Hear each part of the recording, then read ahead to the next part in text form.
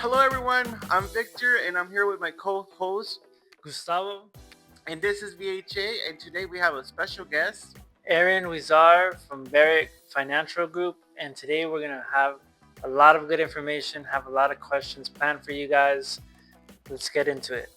Can you tell us a little bit about yourself, about your background? Okay. Well, this is about real estate, right? Yes. So I've been doing real estate loans since 1993.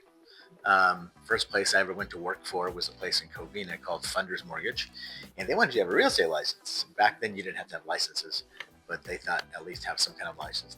That's how I got started, and I knew people like my mother who were selling real estate, so I thought I'm always good with numbers. I'm good with math. I'm good with sales. So let me sell money, and let me do the financing. And my mom says to me, she says, just because you get start doing loans doesn't mean I'm gonna give you business. So you don't know what you're doing yet. And I said, yeah, okay, I understand. But I got pretty good at it after a while. And then she started referring her real estate agent friends, and it kind of grew from there. Oh, that's cool. So you have family ties to Yeah. the business then. Right. That's cool. That's kind of how I started too. With a little bit of like family connections that got me like pulled me into it, and then from there like it just grew and grew. Right. And I think like once you're in the industry, like you really see like what um, like the way it affects people. I think, and that for me at least, that's another reason why I wanted to stay in the business too, because the change you see in people's lives and the happiness it brings them. That's true. Yeah. Affects housing affects everybody.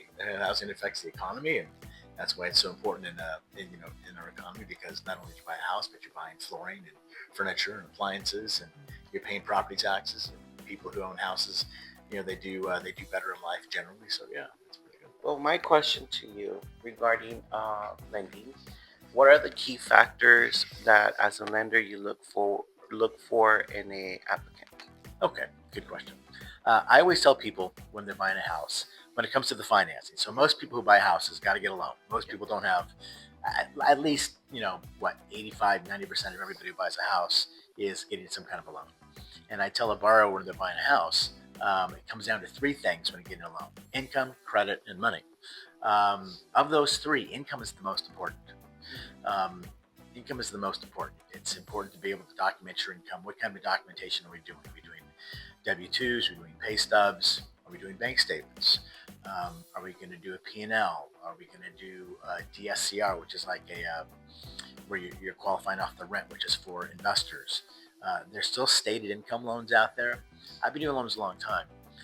And back in the day, back in like 2000, you could do 100% stated income loan where you didn't have to document your income. Real estate agents, for example, people in our business have a hard time have a harder time getting loans because we're self-employed. Self-employed people always have a harder time getting financing because of documenting your income. A typical real estate agent will show 150,000 dollars on their 1099, but they give me their Schedule C and it shows $40,000 on the bottom line, but you can't buy anything with $40,000 net income. So there's 1099 loans where you can just use the 1099 to get a loan. That's a great way for people in our business to buy a house or to refinance something. So Okay, thank you for your answer. I could go on and on. So I don't That's want very to cool. bore your audience. No. There's definitely a lot of different types of loans, and what do you think like for these buyers that are trying to get loans? What do you think is like the biggest misconception that they have? I would say the biggest misconception is credit. There's a lot of people think, well, I have an 800 FICO score. Well, that's awesome. It's good to have a high FICO score, but just because you have an 800 FICO score doesn't mean you can buy an $800,000 house. It comes down to income. I mean, I would rather have somebody. I just closed a loan today for a couple who, what was it, like 550 sales price, and they had a 613 FICO score, but they had decent income. They both had jobs. Together they're making about 150,000 a year. Um, so the fact that they didn't have great credit, I was able to give them a decent interest rate, 6.125, which by today's standards is pretty decent. 613 FICO score, and was able to do the deal. So again, it's the income. I would say the biggest misconception is, people think they have, I have an 800 FICO score. Yeah, but you make 60 grand a year and you want to buy a $600,000 house. You don't qualify, unfortunately. Yeah. Okay. So like the income's gonna have the bigger effect on buyers than in terms of them getting that purchase price that they want. Right. All right. So you talked about like the income, and obviously like those, that's very important.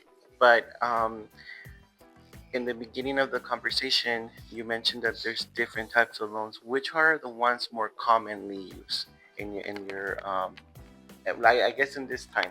A good question.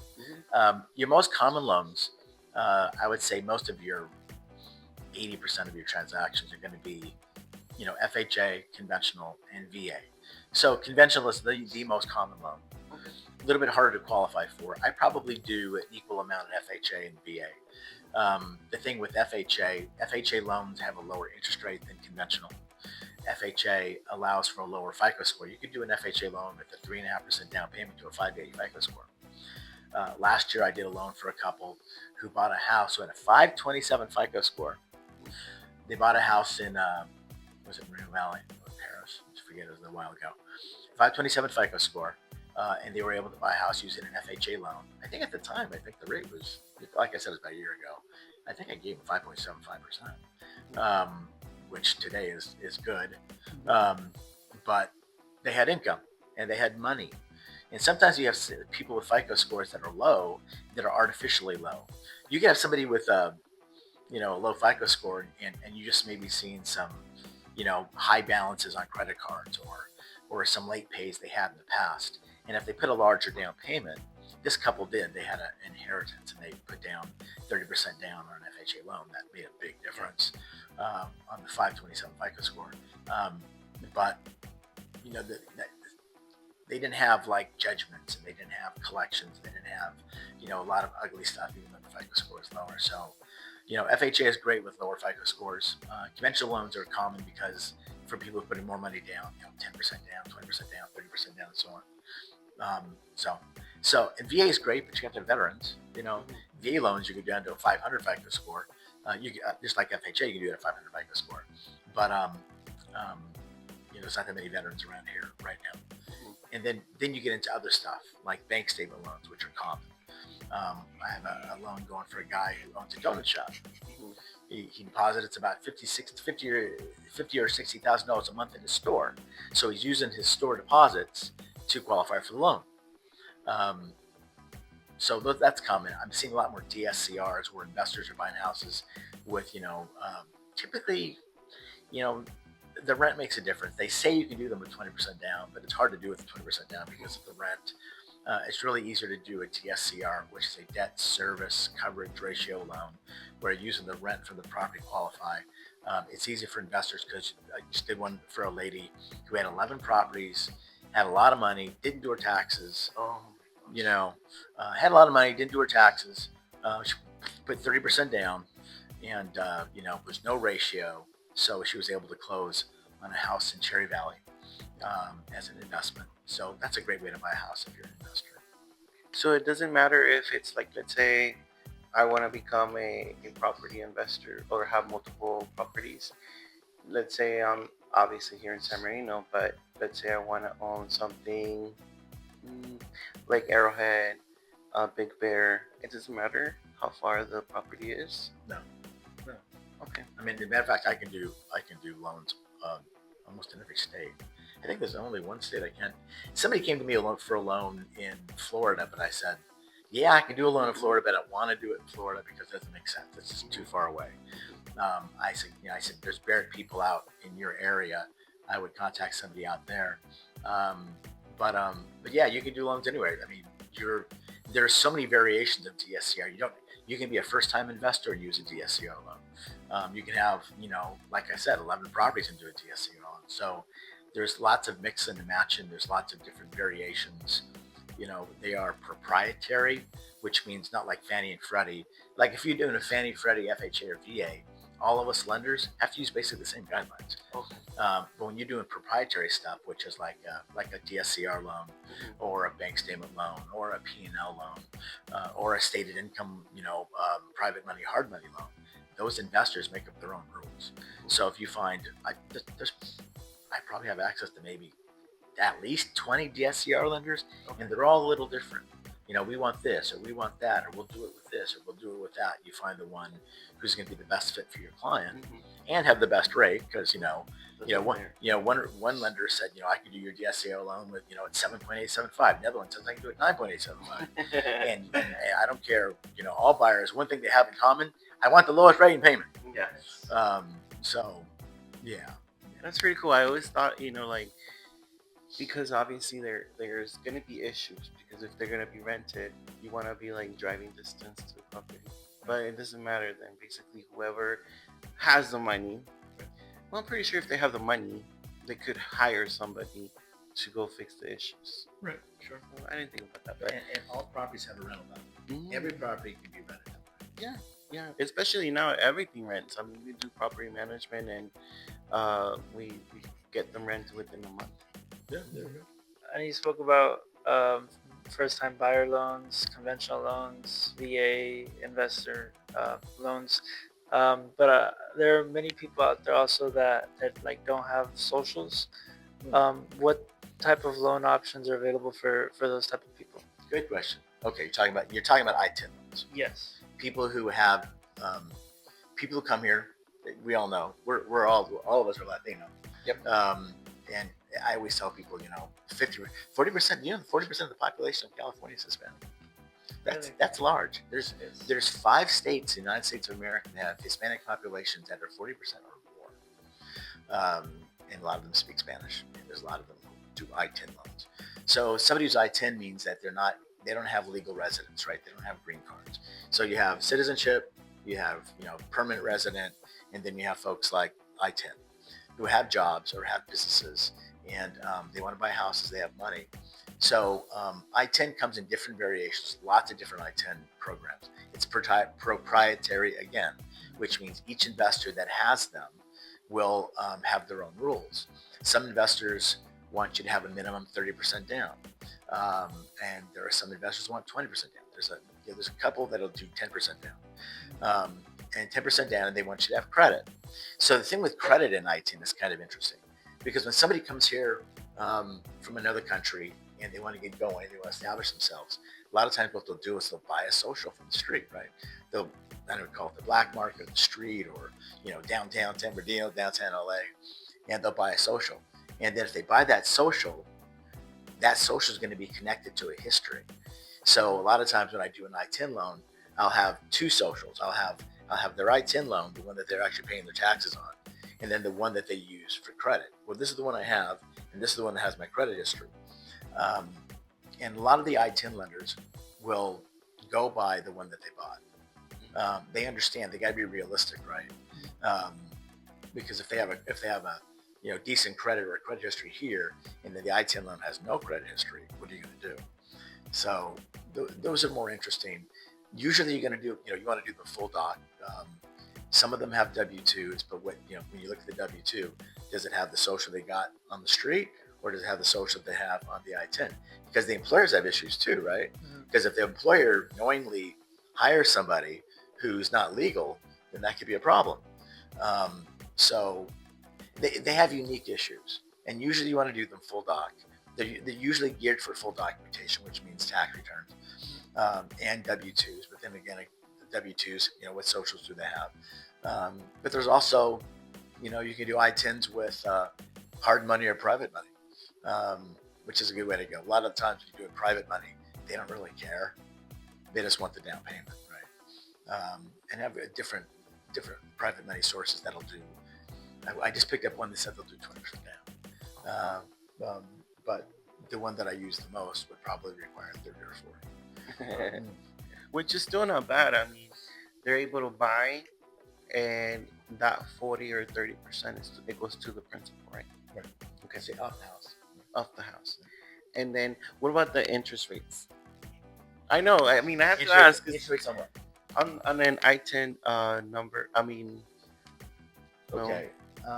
in comparison to the other one for the investments. Okay. So let's see. You got a baseline. So right now, FHA would probably give you the lowest rates. You're probably 5.75 right now. That is today, January 22nd, 23rd, 2025. Conventional is going to be like 6.5. Conventional full doc, decent credit, it's going to be 6.5, 6.75. Um, then you start getting into bank statement loans. Bank statement loans are probably going to be in the eights, high sevens, like 8.25, 7.8, 7.5, 8.5. DSCR, I just closed one. Just closed one at 9.25. Oh, okay. So 9.25, 30% down, 735 FICO score. So she wasn't crazy about that, but believe it or not, it was like it suited her, and it was about the best one I could find. Then you start doing I-10. I-10 is probably going to be right now probably going to be 8.5. Probably going to be in the eights. I don't think it would be 9. Probably be in the eights right now, maybe the high seven, not eights. Then you do private money, depending on the type of private money. If you're doing a private money first, probably 8.99, 9.25. But those loans have a shorter term. Like, the one source I use would probably be a 3-year fixed with a 6-month prepay. Probably 8.99 on a 8.99 on first. Wait, somebody's right there. So That's good. That's right, good. right. That means business is good. Yeah. Okay. So, but even with those interest rates that we're talking about, it's still a payment that any of those situations, whether it's an FHA, conventional, I-10, it's a payment that obviously it's doable, right? Well, it'd be better if they were lower. I mean, right? No, but they can always refinance, right? So rates are going to come down. Okay. I mean, okay. One Well- thing I really, really believe in, might as well say it here, and I'm glad you're making me jog my memory, buy down loans. I love buy down loans. I've got one right now. It's a conventional buy down. Credit's not, borrower's credit's not great. It's like 690 doing a conventional loan. So the start rate is like it's like 4%. Well, that's a conventional. I mean, it's an FHA. So buy down loans are 2% lower to start rate. So if you're doing an FHA, and if you're doing an FHA 2-1 buy down, and the note rate is 5.25, your first year rate's going to be 3.75. Wow. Second year rate's going to be 4.75. And third year rate's going to be 5.75. If you're doing a conventional, let's just say you're doing a 6.5. Your first year rate's going to be 4.5. Second year rate's going to be 5.5. Third year rate's going to be 6.5. Now the point is that you're getting the benefit. So you're talking about a payment that's probably going to be $600 less per month that first year. And everybody in my business, all of us, we believe that rates are going to be lower a year from now, 2 years from now, 3 years from now. So the point is to take advantage of a lower rate now when you're buying a home in the future. Now, of course, you qualify at the note rate, and the seller has to pay the buy down fee. The buyer can't pay it; the seller has to pay it. So the realtors have to build it into the contract. And I created an estimate that'll tell you exactly how much it is. It calculates the first year, second year. So, and then I give it to you. I give it to the agents. I give it to the borrowers. Here's how much the buy down cost is going to be. It's going to be $14,000 or whatever. And then then you can show exactly what to ask for. Yes, and I think that's cool too, because then if you give us like the information how much we need to ask for the buyer, so that way, like you said, we can negotiate it before we put an offer in. And since we're on the topic of kind of like that, do you know of any like special programs or grants that are available for first time home buyers? Good question. I don't right now. That's it. And you asked about misconceptions earlier. There's a lot of programs. First time homebuyer programs aren't as popular right now as they were 4 or 5 years ago. CalHAFA is a good example. CalHAFA is the most common down payment assistance program that exists. I love CalHAFA. I know CalHAFA like the back of my hand, and you get help from the state of California to buy a house. You have to minimum 640 FICO score for FHA and a minimum 680 FICO score for conventional CalHAFA. Back in 2020 when rates were lower, I was probably doing 10 to 14 escrows a month. It's not that busy right now because our rates are higher. But I was probably doing 2 a month through CalHAFA. Back then, rates were 3.5%, 4%. So it's easy to do CalHFA. CalHFA right now is like 7.625%. So people say to me, Aaron, do you have a down payment assistance loan? And I go, sure, CalHFA. Well, Aaron, can I see the numbers? Or, I give everybody estimates. So here's an estimate. Here's a CalHFA at 7.625. And yeah, you need less money. Or I can give you regular FHA at 5.75. And in every case, every single case, people go, oh, the payment and the rate is so much lower, I'll come up with money. So I'm not doing down payment assistance because the rates are so much higher. As far as grants and stuff like that, I'm not aware of any grants. I always remember going to a training through the city of Fontana. City of Fontana had a down payment assistance program, and it sounded good. Then you go through the training, you got to have this income and this many people, and the house has got to be this. And they had so many rules and regulations that it made it hard to use. And I asked the administrator, I said, how many of these did you close last year? They said, none. And the year before that, we did one. I said, wow, you're making us go through this training to maybe do one in a year. And so they make them kind of hard. Right, but right now, generally speaking, with down payment assistance, they're not as appealing because the rates are higher for them. So generally, it's the buyers that are choosing not to go with that option. They go with like obviously like the payment is going to be more comfortable and better, and they're going to go with that option. Generally speaking, but things come up here and there. I don't want to, the counties, the cities, different municipalities, but I'm not aware of anything that's decent right now. I think last year what was very very popular and that we used over and over and over was the buy down. Right. So typically when we're submitting an offer, we would talk to the lender and ask, okay, how much money do we need from the seller? That way they could get that assistance, and everybody was happy. So I don't think we use any first time buyer programs. People would ask us. They would ask us. They actually, every time they ask, and once they sit with you guys, and that's when it's like, oh no, we're just gonna go the other way. hmm So when it comes to paperwork, like documents, um, for anyone that's buying a home or an investment property, what should they have ready to get to you when they go to the appointment? Okay, good question. So it always begins with an application. You can people are little more technologically advanced nowadays. So some people will say, Aaron, can I just go to your app? Yeah, you can go to my app, go to my website, apply online. Sure, that's fine. I always prefer, hey, give me their name and number, have them call me, let me call them, and it just starts with an app. It starts with an application over the phone. So number one is, let me find out who you are, name, address, social security number, date of birth. What do you do for work? How much money do you make? Most people will tell you what's what, and then we'll go about documenting the file. Pay stubs, W-2s.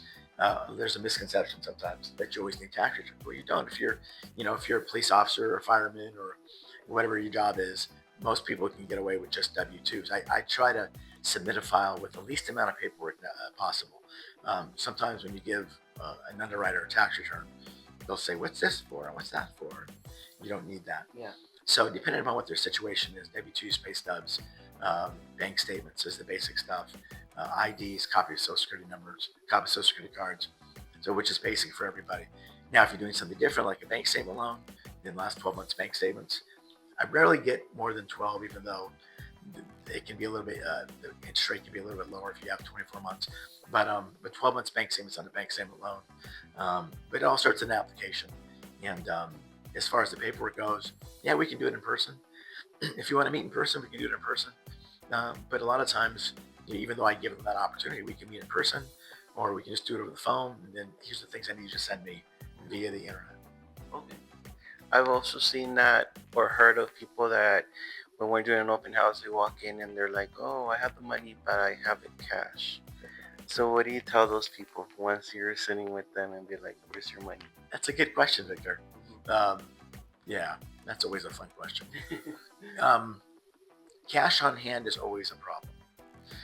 Lenders don't like cash on hand. So generally speaking, you're going to turn it into a gift. So hypothetically, let's say Depends on how much you have. I've got a client right now who's got a bunch of gold bars, kind of similar. Um, the cash would be harder. Usually, what you do with the cash is, okay, I've got $30,000 cash. So usually, what you want to do is you want to turn it into a gift. So, so you say, look, do you have a relative or friend who can be your donor? Yeah, my mother's got 50 grand in the bank, for example. Okay, well, what you're going to do is you're going to give your 30,000 to your mother, and your mom's going to give us a bank statement showing she's got 30,000 or more. You just turn it into a gift. You're usually going to turn cash into a gift. The other way, so if the borrower doesn't have a way to do that, I don't have anybody in my family who's got that much money in their bank account, then you got to season it. So what that means is you got to put the money in the bank. Now, there's a whole other issues with putting cash in the bank. General rule is what? You don't want to put in more than $9,900 at a time because it raises a red flag. But regardless of that, you want to put the cash in the bank, and it's going to take 2 months bank statements to season it. So if you put it in today, if you put it in a day, you're going to show a large deposit. Underwriters are always going to say, document a source this large deposit of $30,000, and your borrower's going to say it came from cash. All loan guidelines say we can't count it. So, but 2 months from now, you get the February statement and the March statement, then it will be seasoned. So the answer is you either turn it into a gift or you season it. What would be like the approval process that someone goes to, like if what's the difference between like a first time home buyer versus like a conventional versus like one of these investment loans that they like the process they have to go through to get approved? Okay. Well, good question. So you're always going to start out with what kind of, are they buying the property owner occupied or non-owner occupied? Are they doing, you got to determine what's going to be the best program for them.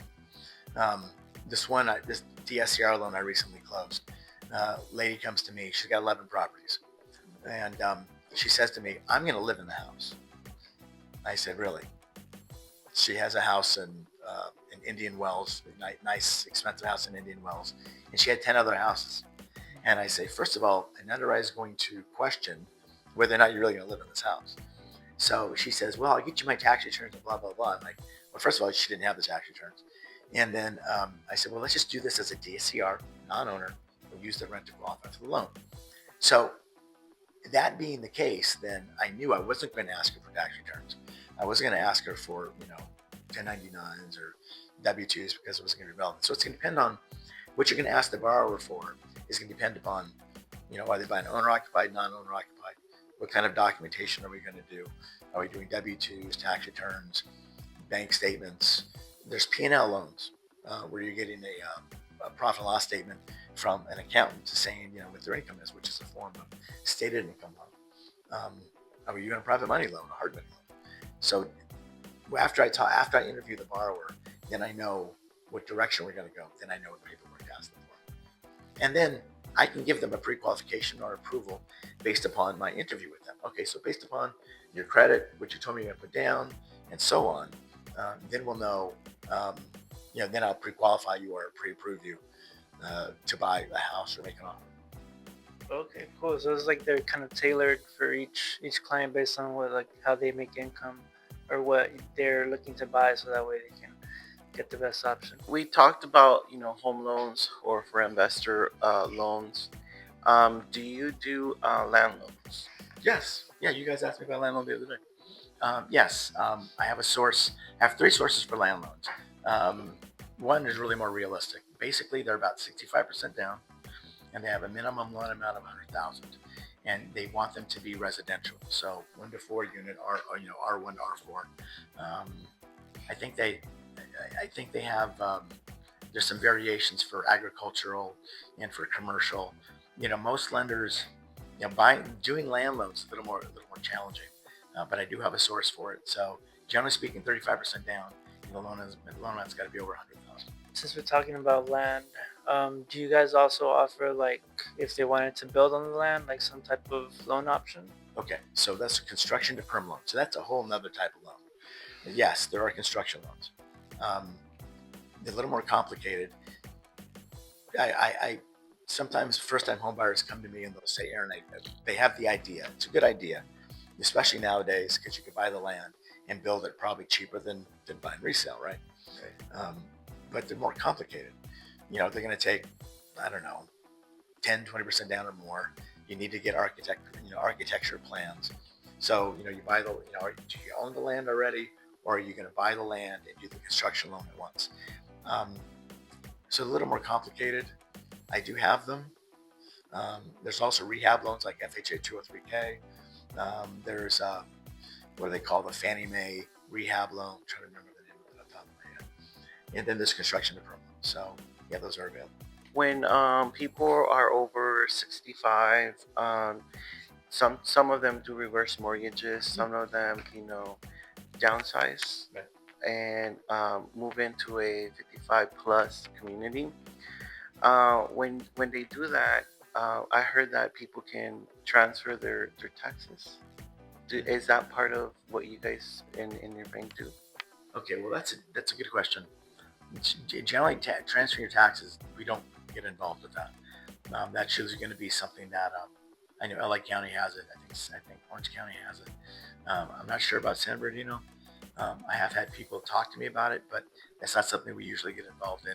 It's like a veteran. If if a veteran is 100% disabled, um, they can buy a home with no down payment. VA loans are zero down anyway, but you buy a home with no down payment. There's a VA funding fee, and the VA funding fee will be waived. But from what I understand, if you're 100% disabled, the veteran can apply for a tax waiver, no property taxes. So I helped a veteran a few years ago buy a home, Riverside County, and she said, "Hey, I'm 100% disabled." So I set up the loan with no VA funding fee. I said, "But I can't help you with your taxes." I said, "So after the loan closes, you're going to have to go to the tax assessor's office and apply for that with them." Okay. And speaking of VA, we have a client who's having a hard time um, right now because he purchased a house and he was told that it was a duplex, correct? Yeah. And then when he's renting the other unit, it turns out that obviously it wasn't because we checked it. The tenants decided to call co enforcement. Let's see, the city. They made a big deal about it, and now obviously they're in the process of getting evicted. Um, if they already have a VA loan, can they sell and then open another VA loan, or is it a myth that you could only use it once and that's it? Like that's you already use it, so Okay, that's a good question. It's a little more. Okay, so the answer is you can use VA eligibility over and over and over, but you can only have one at a time. just sell. So if you have a VA, so if you have a VA now and you're using your VA eligibility to buy another one, you have to set it up with the lender and with VA that VA understands that you're going to be canceling the one and redoing the other. Um, I don't think I've ever done one like that where you have a VA and then you go. So technically, the answer would be yes, you could do it, but the process might be a little more complicated. So you gotta, because VA is gonna, because when you're going to buy when you're going to buy the home you're buying, you want to show that you have VA eligibility. So initially, you're not going to have VA eligible. You're not going to be eligible because you already have one. So you have to let VA know, look, I'm selling this home, it's pending sale, and then I want to release it from this property and put it on that property. So that's going to be the process. Okay, so they're able to get out of that situation. Yes. Okay, Technically, it can be done. okay, because And technically, you can use it over and over and over and over. okay, Yeah. until you die, obviously. But But you also asked me about reverse. yeah, the reverse, because well, 10 years ago when I started in the industry, it was often used because a lot of people were they were in loans. Well, you were already in the industry, so you would know. Remember how they were doing the 2080s, Oh, the you loans, you mean 100% financing, um, 80/20s. 80/20s, Right. and so eventually the second loan kicked in, So now their payment went up out of nowhere. So if they're set income, right, because they're retired and they're getting Social Security or whatever they're getting, and they're not able to, they're not able to pay those mortgage payments, that the new mortgage payment that changed. So the other option was if they wanted to stay in their house and not make any moves, because they were probably in a normal community. And by normal, I mean not in a 55%, 55 and over community where you can't have guests, and if you do, you have to get permission, or people staying in your property. And so we would do a lot of reverse mortgage because people wanted to get, first of all, they want to get out of that loan that they were in, and stay in the property. But yeah, so regarding that, are they popular now? Have you seen them, or I have you see done? 80/20s. No, reverse mortgages. Okay, reverse mortgage. Okay, yeah. Well, reverse mortgages are if you're over 65. I think it's over 64. I think it's 64. And you have to have a certain amount of equity in your property. You can reverse mortgage if you own the house or you have. I think you have 60% LTV. You can use a reverse mortgage where it's paying you, or it's making the payment, or it's paying you instead of you making a payment. You can also use a reverse mortgage to buy a house. I recently did the last reverse mortgage I did was for a couple that sold a home in San Bernardino, and they took their equity and put a down payment on a house in Tennessee, and they used a reverse mortgage to buy it. It was kind of complicated, but it worked. Yeah, so that's what reverse mortgage would be, right? Next question for you would be, like, what credit score or like financial requirements should an investor have, like when they're considering getting in an investment home, whether it's like a rental or something that they're gonna hold for short term? Okay. Okay. Well, hold for short term. So, Kind of like to flip or well, that's interesting. So, if they're gonna, if an investor's gonna buy something to hold it for a longer period of time, they probably want to get a better loan. Full doc loan. Um, Generally speaking, investors have a harder time getting full doc. Fannie Mae, Freddie Mac kinds of loans. So you're usually going to be using like some kind of a private money loan or a DSCR loan. Um, so as far as credit goes, again, what kind of financing we use investors. I'm talking about tax returns, right? Are you going to provide tax returns? If they don't have tax returns, then you're talking about either a DSCR or a private money loan. So right now, the lowest one I have is 20% down, stated income. I think that goes for a year and a half, which gives them time to flip it, to fix it and flip it. I have another investor who would probably require 30 or 40% down, and that would be for a longer term. But and a lot of times FICA, they don't really care about FICAs. Well, no, the first one with the 20% down, which a new investor requires a 640. But the other investor, the one with the more down, they have no minimum FICO score. I actually did a loan with this private money. I always like to say private money instead of hard money. Private money lender. The guy had a 490 FICO score, 40% down, and he was able to buy a house. But they don't. A lot of times they don't care about the FICO. I mean, they'll factor it into the pricing, but it's all about the LTV. It's all about the down payment. It's more about the property than it is about the borrower a lot of times. yeah, that's what I've seen. Like they consider the property a lot, and then I think also that since they're putting a big chunk of money, that there's some risk for the buyer as well, so they Right. take that on as well. When creating a loan, is it easier for someone that's a business owner in comparison to someone that's a W-2 to to create and actually purchase, or is it harder because you're a business owner? You have to pay employees, you have to pay obviously your bills of the establishment, and um, and what do you ask? Like, because obviously if they're a business owner, they wouldn't pay themselves, right? Because there's no W-2s basically, or is there? Okay, so you're asking a couple things there. So, which one's easier? Well, for a lender, it's easier with somebody. A typical borrower is a couple who has two jobs, and they both W-2. So, W-2, W-2, pay stubs, pay stubs. That's the easiest way to do a loan. It's easy to document. Now, when you have somebody who's self-employed, you're generally speaking tax returns typically, which means using 1 year tax returns, or using 2 years tax returns. Um, the general like FHA requires 2 years tax returns.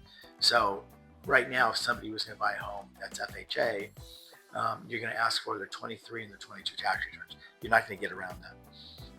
If you're doing Freddie Mac has a 1 year tax return program. So technically, if you've been self-employed for 5 years or more, you can use 1 year tax return.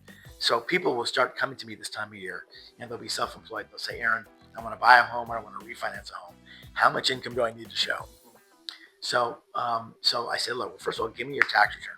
Let me see your Schedule C, usually. And then, maybe, they'll show 200, 300,000 on the top of their Schedule C. And then they write everything off and like, $50, $60,000 on the bottom. Well, that's not going to be enough. So I'll tell them, look, this year, if you're going to buy or you're going to refinance, you're going to have to write off less stuff and show more net qualifying income. And I'll tell them, you want the bottom line to show more net qualifying income. I always tell them to use your, use business use of home, because you can add that to the income. If there's any depreciation, you can add that to the income. So those three things, or business miles, you can add that to the income. So bottom line, business use of home, depreciation, and business miles, you add that to the qualifying income. So that's usually going to be the way to go with them. If you can't use tax returns, then again, or can you show a 1099? Can you do bank statements, or can you do stated income? So again, 20% down, stated income is what I have right now. Something kind of new. Yeah. So you asked me, can a self-employed person pay themselves a W-2? The answer is yes. That means they're incorporated. So if they're incorporated, they're going to have. So most people, like us, we typically have 1040s, right? And then we put the Schedule C. If you're incorporated, you can have an 1120, which is a corporate return. Corporate return is going to show, it's going to be kind of similar, and you can give yourself a W-2. In the old days, if somebody was incorporated, you could use a W-2 from their incorporation and use that to qualify for the loan. Nowadays, you can't do that. If they're incorporated and they pay themselves a W-2, it's a moot point. You're still going to go through the checklist of the 1120 incorporated return. I know that's a lot. There's a lot to know with that. No, it's important because we have different buyers. We have obviously seniors, we have business owners, VA, first time buyers, and I think that when they see this, they're gonna we bring it to their attention, and then when they're actually in person talking to us, they'll bring it up. They'll be like, hey, you mentioned this, can I do this? So I mean, that's why I ask. I mean, obviously we all know the answers, but our viewers don't. So Right. What are some common mistakes that buyers make that could hurt their chances to get approved for a loan?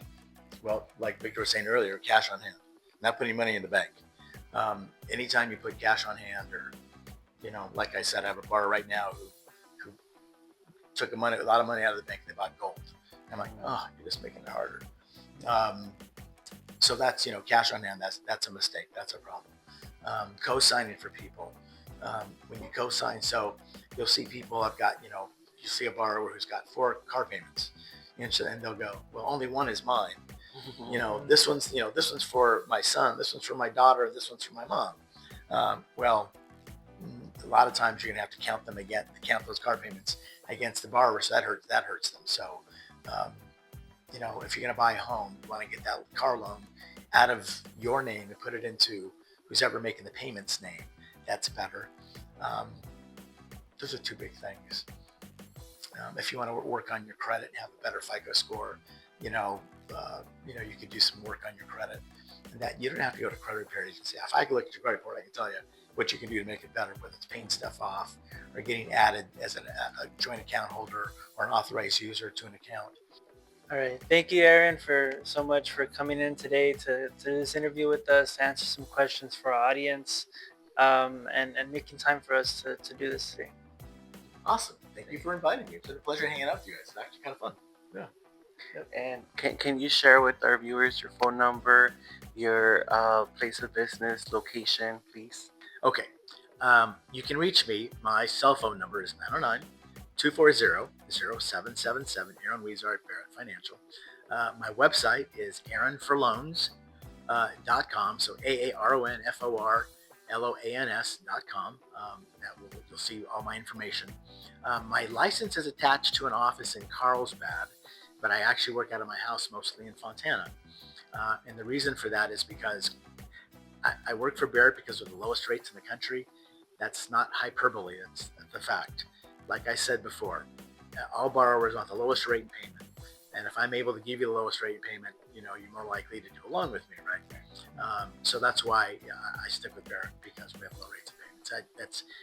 I will always try to do whatever I can to give people the lowest rate in payment possible, until I'm advise them and get them through the loan process as quickly and easily as possible, and help half my business comes from real estate agents, and I want my real estate agents to be successful and do well and look good.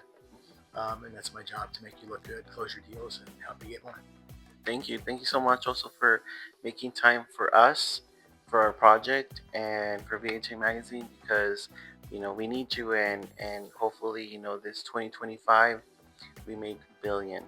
Right on. Brilliant. All right. Big dreams. Yes. Thank you. Thank you so much. Thank you.